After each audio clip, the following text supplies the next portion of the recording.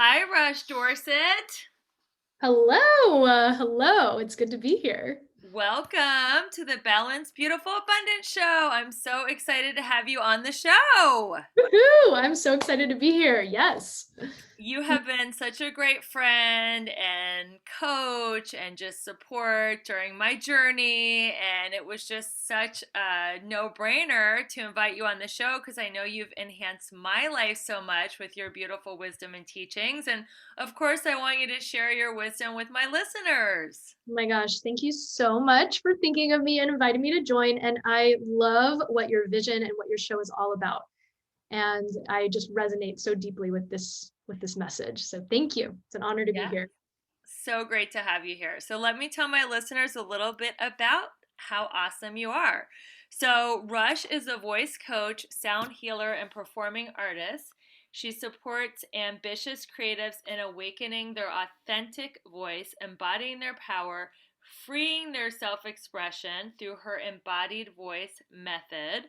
What lights her up is seeing her clients connect with the power of their authentic voice, releasing their fears around self expression, finding freedom and joy in their own voice. She received her master's degree in voice science and performance from New England Conservatory, her BA in psychology and music from Washington University in St. Louis, sound healing certifications from the Divine Resonance Center in Asheville, North Carolina, and she is also a certified YogaVoice facilitator. She is passionate about sharing sound healing music and voice work as tools for self-realization. So I had no idea you had a master's. Wow, you are a well-educated woman. So let's talk about voice. What is the embodied voice method? What is that? Is that something that is your signature method or is that something you study? Tell us about that. Yes, yes, it is. It's something that I've developed over the years of teaching voice and facilitating and coaching transformation. And so what it is basically it's a combination of systematic vocal technique, which is, the science of learning how to sing, the technique of awakening the voice, whether for public speaking or singing or self-expression. So systematic vocal technique plus transformational tools such as yoga, meditation, energy clearing modalities. And so all of that comes together because we are approaching the voice, our instrument of self-expression, from a holistic perspective. So that is the embodied voice method. It's about embodying your authentic voice. So does it have to do with singing or is it more about stepping into your true power and expressing yourself authentically? That is a great question. And it's really both. It really is because both inform one another. So when we are in our authentic expression, we're singing so much more powerfully and freely and beautifully. It actually informs the vocal technique. And on the other hand, when we are singing and expressing ourselves, we're coming into the fullness of who we are. And so it's a both and in that way. So is singing therapeutic for everybody even if people don't think they have a good voice? Yes, it is so therapeutic. It's one of the most beautiful, healthy things that we can do. And in fact, it's part of our humanity, and it's something that we get to reclaim for ourselves. I mean, if you think about it, our ancestors were always singing. That was just a part of life, was singing together, singing in community, expressing. There weren't people that just didn't know how to sing. That's actually a modern concept. And so reclaiming that voice doesn't matter if you're a professional singer or have never sung a note in your life, or if you think that you're off key or whatever. It's about embodying the energy of singing. It's about that self-expression and literally opening the throat chakra and the healing benefits that that has. And so when you're asking about, is it therapeutic to sing? The answer is absolutely yes. And there's actually a lot of, the physiological science behind it. One of the main things, maybe you've heard about the vagus nerve, and the vagus nerve runs through the voice. And so when we are actually using our voice to vibrate and create resonance, we're actually stimulating the vagus nerve, which helps us stimulate the parasympathetic nervous system, our rest and digest response in the body. And then, of course, we're also practicing pranayama breathing, meaning we are learning to elongate the inhale and also elongate the exhale, which allows us to balance the hemispheres of the mind. It allows us to oxygenate the blood and create circulation. It's very therapeutic on many, many levels. So how can someone start? If they should they just turn on the radio or make a playlist of their favorite songs and start singing? Like how can someone start healing their being through voice? Oh, that's such a good question. So I would say the first step is really to give yourself permission. First, it's that mindset piece of I am allowed and noticing and recognizing my voice is an instrument for healing, because each of us has this instrument within us. And it's also the intention that we bring to the singing. Like I am healing myself, I am opening my expression. So that's number one, is the mindset. And then number two, to get started, is yes, start playing a song, play some of your favorite songs and sing along to it, even if it means just humming a little bit, just some gentle. And I'll just share with you personally, if I, wake up one day and I'm like, oh gosh, I really need more energy, or I'm just feeling a little off, I'll just start making vibrational sounds, just humming, toning, starting to awaken the voice. And it actually wakes me up and gets my energy going for the day. It gets me excited for things like this, like, public speaking or sharing on podcasts, sharing a message. And so what I invite listeners to do is, and just a very simple practice, literally place a hand on your heart, take a nice deep breath. And then on the next inhale and then exhale, just tone. Just a nice low hum, and just feel the vibration, like let it connect you to your inner essence, to your body, to the present moment. It's like a meditation. So that would actually be the first step, is just that simple. And there's a lot of that comes into yoga practices. They've been practicing mantras for thousands of years for a reason. It's because these are seed sounds that allow us to focus the mind. Mantra meaning like mind transcender. So rather than getting lost in all the thoughts that we're having, it brings us right back into that present moment, just toning a sound and listening to what does it sound like? What does it feel like? So that would be the first step to creating an embodied voice practice.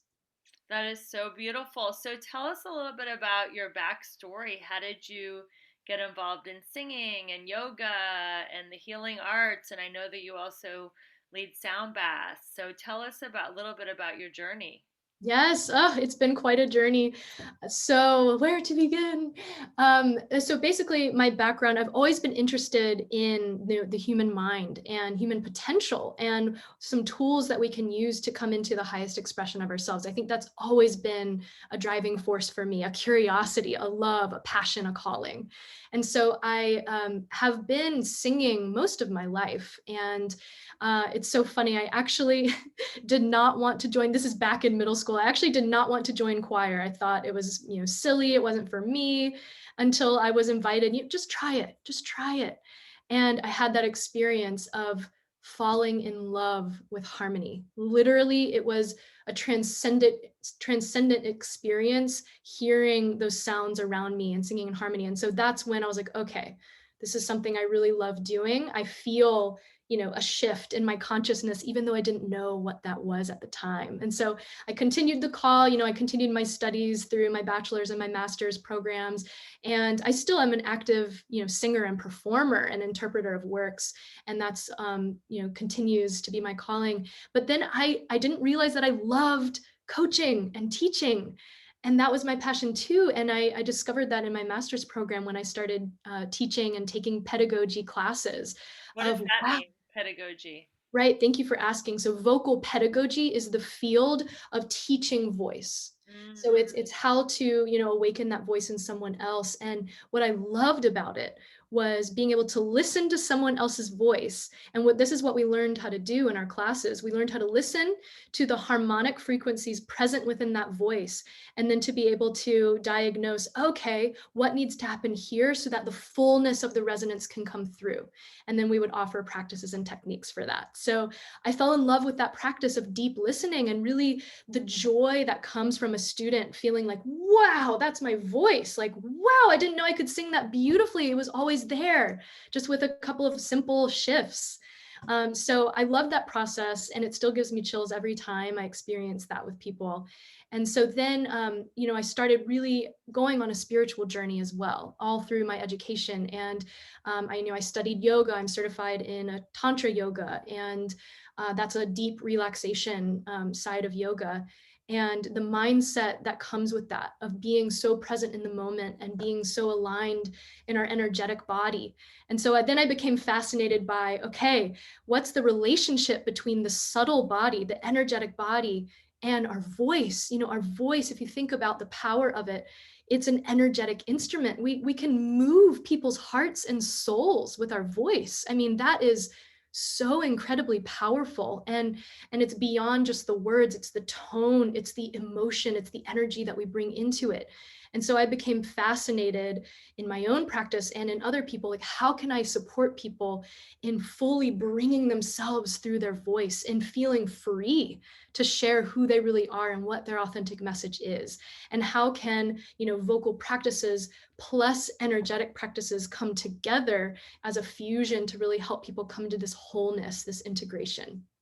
So Let's go that's my back to journey. Tantra. That's a beautiful story. I always thought that was sexual yoga. Like I always thought Sting did tantric yoga, and Totally. can Yeah. like have a tantric yoga healer come over. I thought that was like, in a way, like legalized prostitution. So Right. tell me. I know we're doing a tangent, but I'm just curious.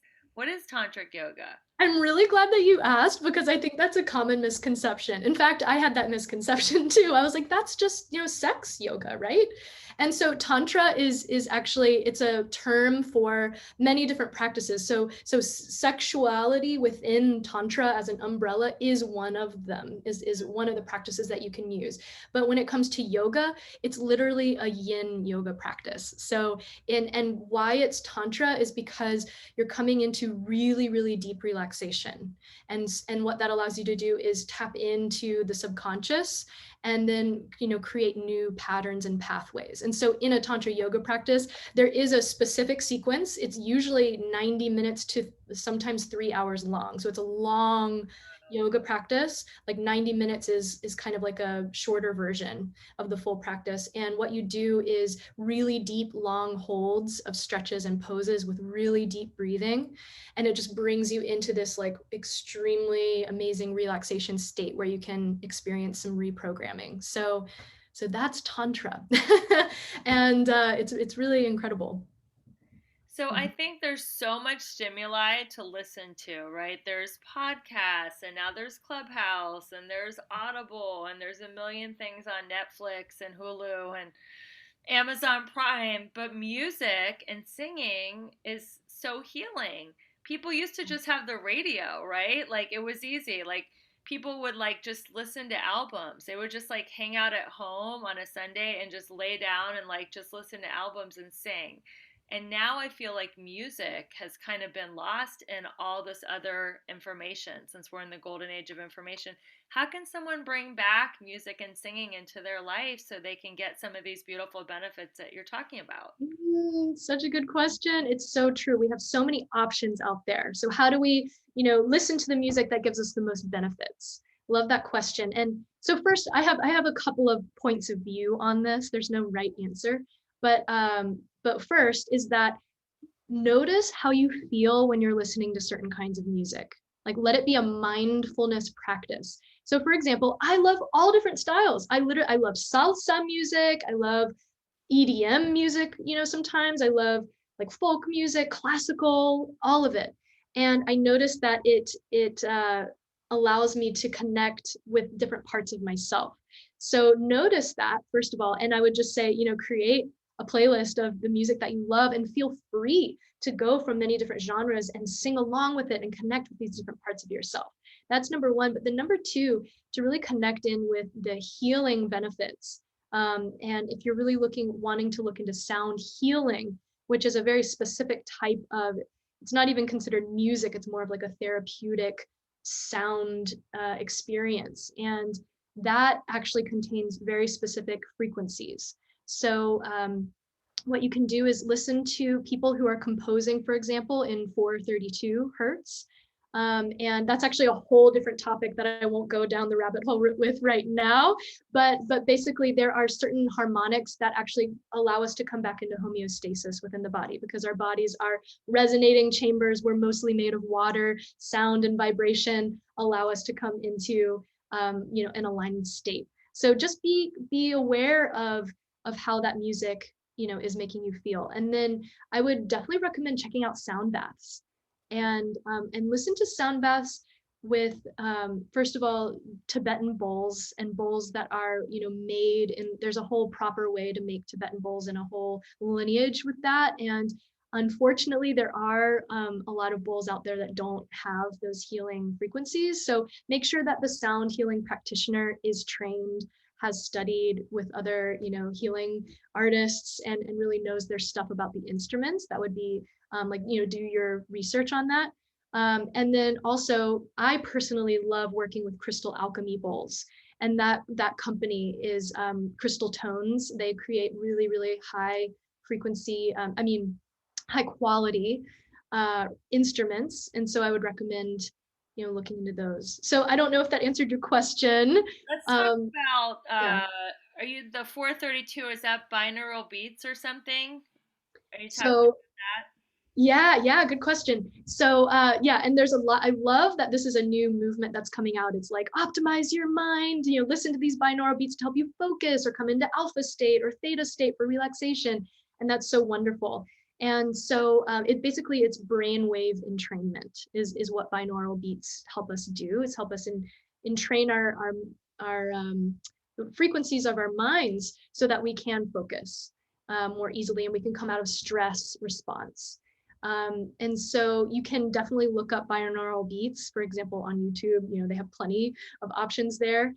But the 432 is actually, and I guess a nutshell way to explain this is that over time in music, basically people tempered the musical scale so that, for example, a whole orchestra could play together and be in the same key, playing together.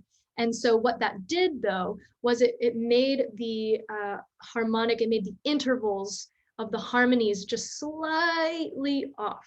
So it wasn't a perfect fifth anymore. It wasn't a perfect, octave anymore. And those intervals, those perfect intervals, are actually what creates healing in the body and in the energetic body. And so 440 has been used over, hundreds of years now as a tempered scale. So the note A equals 440 hertz is what that means. And so coming back into music actually used to be composed when A equals 432. And that's actually the healing frequencies. And so the beautiful thing is that there's kind of a renaissance happening right now in music where people are understanding this, and we're a lot more sensitive to the frequencies that we're exposing ourselves to. And so, for example, you can look up music composed in 432 hertz. And the reason why 432 is a great one to look up is because it's not so different from what our ears are accustomed to. So it's not like the music doesn't sound all weird and everything. It's actually like, oh, this is just making me feel slightly more relaxed and balanced. And what I've found in my own life is that the more that I listen to 432, the more I desire to listen to 432, and the more sensitive I am to sounds and music that are just not in the most aligned frequencies. So my sensitivity has increased. So if someone wants to start listening to healing music, they go on YouTube, and is it 4:32 or just 432? 432, just 432. Okay, And I would recommend looking that up. You can also Spotify, and the cool thing is there are composers that are now creating their music only in 432. So you can start to follow them and That would be my highest recommendation, just to start attuning yourself, like attune yourself to these healing frequencies. And then notice what that creates in your life. You know, if you're more attuned to, okay, is this imbalance for me? Or is this not imbalance for me, when we're immersing ourselves with those frequencies? That is beautiful. Now, I have done some sound baths, and Hmm. a lot of times I just fall asleep, and Yes. people are like, oh, well, it's still working on you. And then other times, my friends are going with me and like, oh, I was tripping. It was like I was on LSD. I was like, speeding through the galaxies on a magic carpet. Right. So, is there any right or wrong way to do sound baths, and what can people expect? Oh my gosh, your questions are so amazing, Rebecca. Thank you. So yes, yeah. So there's no wrong way to do it is the answer. No wrong way. And when you're going, it sounds like you've just had experience of going into really deep relaxation where you're literally passed out and you don't remember anything, and then you wake Right. up and you're like, "What in the heck happened?" Yeah. And that's actually quite normal when you're being immersed in that sound bath experience. I mean, the gongs and the bowls, they really, it's that brainwave entrainment, and they bring you into a really deep state. And so what I would recommend, for others who experience that, you're not doing anything wrong. You're actually really allowing yourself to fully receive into a place where it's not about the mind. You're really, fully allowing your body to receive that healing. And a lot of healing happens on subconscious levels and energetic levels that we're not fully aware of. So I would just trust that, wow, a lot of healing occurred. I don't know exactly what that is, but I can trust it. And you know what? If you have, an incredible experience and you're going to all these places in your mind and you're seeing the universe and the cosmos and it's amazing, that's great too. And you're talking to angels, awesome.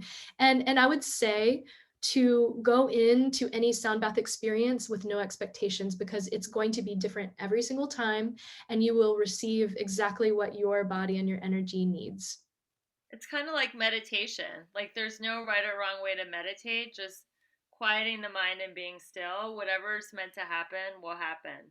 Exactly. Exactly. It's that trust. And in my meditations, I also, sometimes I just pass out and sometimes I have like incredible experiences. So yeah, and it's all perfect. It's what my higher self needed.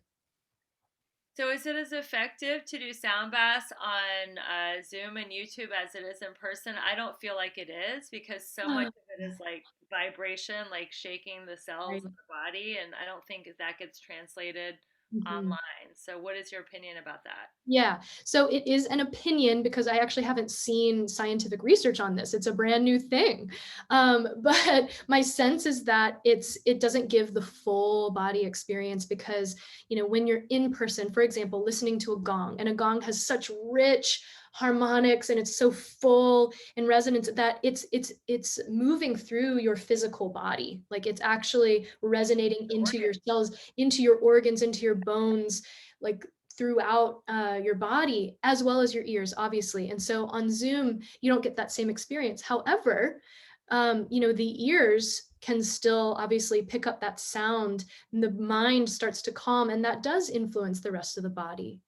Does create homeostasis. So it is still very powerful online. And it's still all about attuning yourself to that frequency. So I would still recommend sound baths online. And the thing to make sure, as a sound healing practitioner, I am looking into, okay, the microphones that can really pick up these subtle frequencies that can really transmit this sound in the highest quality. And yeah, so fortunately, there are wonderful tools out there to support that process. That is wonderful. Well, this has been so great, Rush. I'm so Mhm. happy that we got to connect on this wonderful platform, the Balanced, Beautiful, Abundant show, so more people can hear about your beautiful message. So, how can my listeners keep in touch with you? Thank you. Thank you. It's been so good to be here. And I do have a free gift. So I have a vocal vinyasa practice, and it's designed to help awaken the voice and align the chakras. And so it comes from a modality that I trained in, which is called the YogaVoice modality. And so this training is based on that. And basically, what people can expect is it's like a yoga class. So you're doing mantras along with your yoga asana, your movement practice, And it's all about breathing and toning and sounding using these ancient Sanskrit mantras. And so at the end of that practice, people feel really balanced and awakened and alive. And throat chakra is especially open. And I use this practice personally to warm up, warm up for singing or speaking. I was doing this practice earlier today. So I have that link, and you can just click on that link and sign up. It's free to receive that practice. Awesome. Well, thank you again, Rush, for being on the Balanced, Beautiful, Abundant show. Thank you, listeners. Please share this podcast with a friend. Rate us, review us, spread the word. We want to be a grassroots movement of spreading balance, beauty, abundance, and we rely on your valuable shares. So thank you so much for sharing, and sing your heart out today. That is my request for everyone listening. Find your favorite song on the internet and just sing your heart out. I don't care if you're in the shower, in the car, or with your kids. Sing your heart out, and you'll be amazed about how much better you'll feel. So Yes, thank you. absolutely. Thank you again, Rush, for being on the show. And we will see you next week with another amazing expert. Thank you, Rebecca. And thanks everyone for listening.